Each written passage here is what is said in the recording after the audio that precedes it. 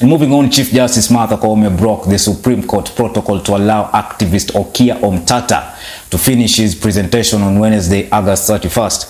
The President of the Supreme Court accorded the Busia Senator-elect 6 more minutes to make his submissions before the Apex Court, going against the set timelines. According to rules released during the pre-trial hearing, Omtatah was supposed to deliver his argument before the 7-judge bench in 30 minutes. However, CJ Koome allowed him more time since he was making a PowerPoint presentation. However, Senior Counsel Tom Ojienda was blocked from making his further submissions, with Justice Isaac Lenaola arguing that his time was up.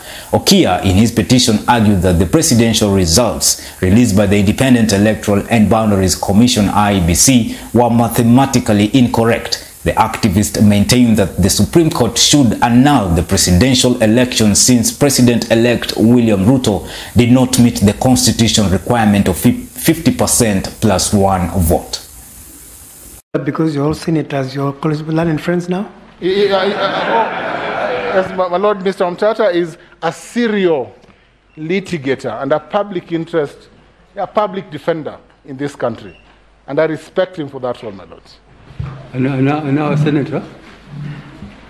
And now he's a senator? Yes, a senator for Busia County. He replaced the Attorney General, who did not run for office.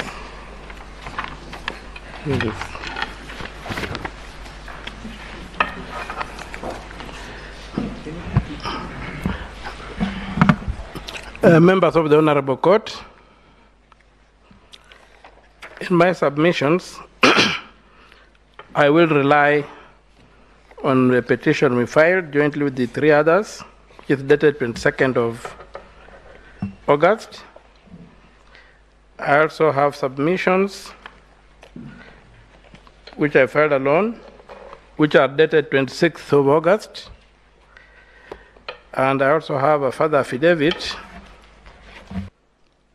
Now, we add these votes to the attributes given to each candidate, because we are now ignoring the number published on Form 34C that are claiming was a mistake, but which I've demonstrated was not a mistake. Now, if you factor that number of the correct number of the addition, which is 14,213,027 plus 140,138 votes, you get 14,353,165. Using that as the denominator, you get that William Ruto gets 49.99692402%. And the reason we are going to doing these decimal numbers in the long form and not reducing them, because the winning vote is 1. And what's the percentage of 1 in 14 million votes? It's about 7 zeros before you get to any digit. So that's why we are keeping the long form. So when you round it off, you kill voters and you include new voters. So Raila gets 48.372118662. The next page, Wahiga would get 31,987, which would translate to 0.222856771%. Wajakoya at 61,969 becomes 0.4317447.